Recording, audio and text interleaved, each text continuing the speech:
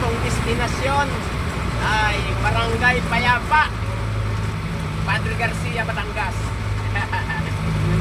Medyo malayo-layo po tayo ngayon. Ay, kaya lang, tinanghali na tayo. 6:30 na. So, okay lang.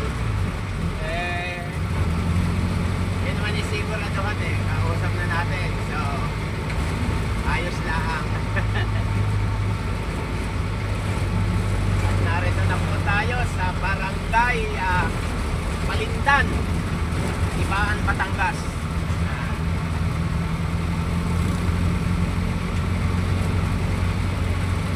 Medyo ayos pa lang na itong oras na ito. Hindi naman tayo nagmamadali.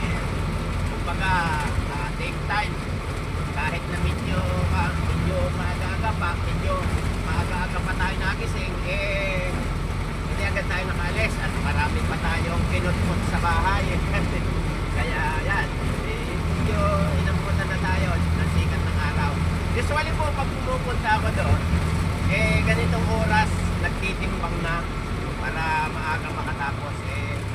Nag-text na naman ako na medyo malilate ako. Kaya okay lang daw naman at may tao daw naman doon lang. Thank you. Dito po sa Ibaan na ito, sa bahay na ito na Ibaan, lagi pong may build up dito pagka ganitong umaga.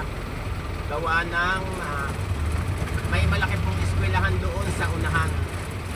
So kaya agahan natin kung ayaw nating ma-traffic dito ng konti. Konti lang naman. Para sa atin po, yung mga ganyan traffic, hiningitian ko na lang yan. Kasi pagka masyadong sineryoso yung traffic na yan, maiirit na kayo, masisira ang araw nyo. Maghapon kayong sira ang araw. So yung mga ganyan po, hiningitian na lang yan. Traffic lang naman yan eh.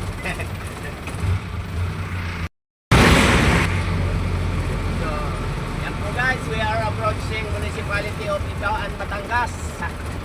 Time check is 6:45 AM. Okay.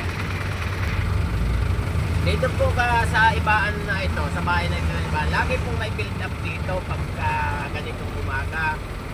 Gawa ng may malaki pong eskwelahan doon sa unahan. So kaya agahan natin kung ayaw nating ma-traffic dito ng konti. Konti lang naman.